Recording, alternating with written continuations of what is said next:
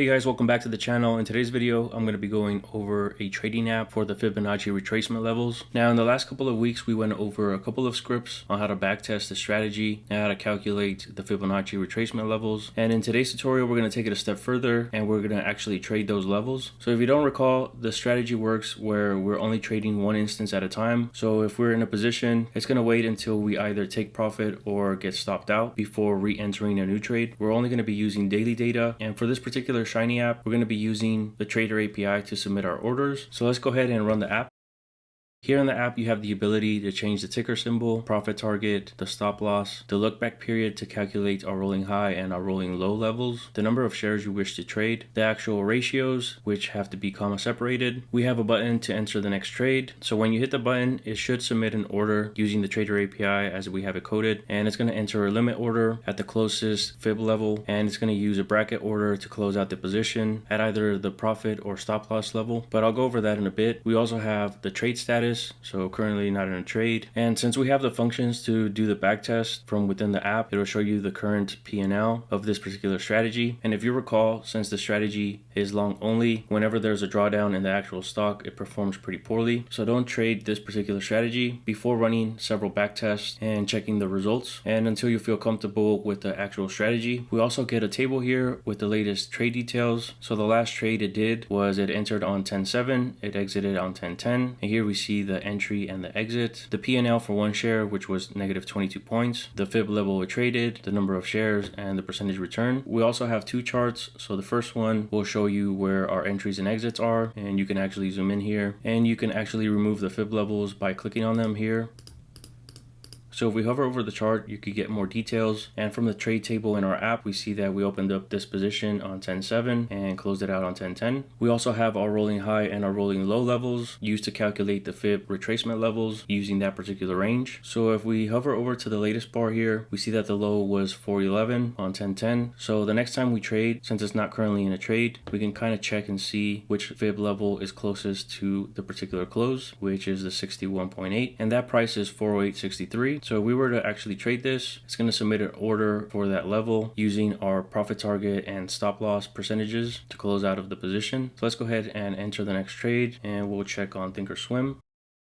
So now we see our bracket order here on Thinkorswim, and we can see more details if we go to monitor. So we're doing some testing here, and we do see that our limit order is at 408.63, and we can see the take profit and stop loss orders. And the last part in our app is our equity curve. So here down at the bottom, we see our trade results if we were to trade this particular strategy. So we have the cumulative profit in points along with the trade percentage return. And if we click on 1 month here and we unchecked our trade percentage, we see the cumulative profit. So not too exciting there, and we can unselect the profit and check the trade percentage, and we see that it's currently performing pretty poorly. So again, I want to reiterate that it's important to do the backtest and only trading until you feel comfortable with those results. So that's pretty much it for the app. Now let's go ahead and go over the code.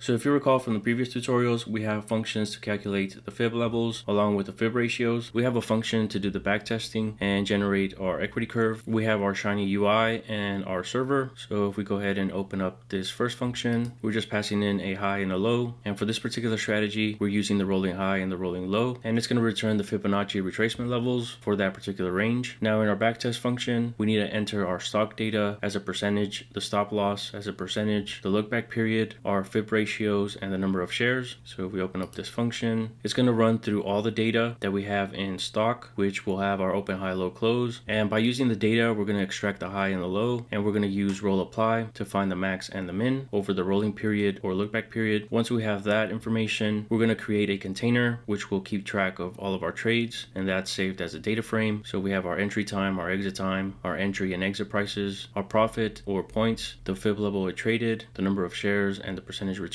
And we're going to go ahead and use a for loop. So if you see here, it's going to run through all the prices, and it's going to trade whenever the stock crosses one of our fib levels. From within the for loop, it's going to check if we're currently in a trade, and if it is, it's going to check each additional bar going forward and recording if it hit our take profit or stop loss level, and all that information gets saved in our trade results. And if it's currently in a trade or in a position, it's just going to record the latest close price as our exit price, just so that it has some data and it's not left as an NA. So all of that information gets gets saved in total trades, which is what it returns. So as you saw from the app, we have several inputs such as our ticker symbol, the profit target, the stop loss, the look back period, the number of shares, and the actual fib ratios and their default values. Next, we have our server here. So we have a reactive function so that whenever something changes from within the app, it's going to pull that data and do all the calculations for us. And once we have our stock data, which contains our open, high, low, close, we're going to run through the calculations. So similar to the backtest function, we're going to calculate the rolling high, the rolling low, our fib levels, along with the backtest so that we have our equity curve. So you'll see various reactive functions, and that's if the user decides to change any of the parameters or inputs, it's going to run through the calculations again. And here for our trade button is where we actually send our order. It's going to calculate the next closest fib level if we're not currently in a trade, and if we're not, as you saw, it's going to submit an order. So this is where you would change the order placement if you wish to use a different broker. And we also have several other functions such as the trade status, which will print out a message when we submit an order, the total profit, the trade table, and then we come to the actual charts. So we're using high charts for this, which are a little bit nicer and interactive. So we're going to pass everything into this function to create two charts, one for the actual stock and the other one for our equity curve. And there's a lot going on because we added those carets for our entries and exits, our rolling high, our rolling low, along with the range selector. This first part is for the actual stock, which has the open, high, low, close. We're also going to add the fib levels to that chart, which again, everything here is interactive. We have our trade events, so the buy and sell points. And lastly, we come to our equity chart, which is our second chart. And for this particular chart, we're just going to be using our trade table, which contains the number of points and the percentage returns for the backtest. Lastly, once we have those two configured, we can go ahead and combine the charts by using HW Grid. And once everything's configured, we can go ahead and run the Shiny app by passing in our server and the UI. And with that, guys, this concludes the video. I hope this was useful information. I'll leave a link down in the description area to my Patreon where you can find the script. Please consider subscribing to the channel if you haven't done so already. Thank you so much for watching, and I'll see you guys in the next video.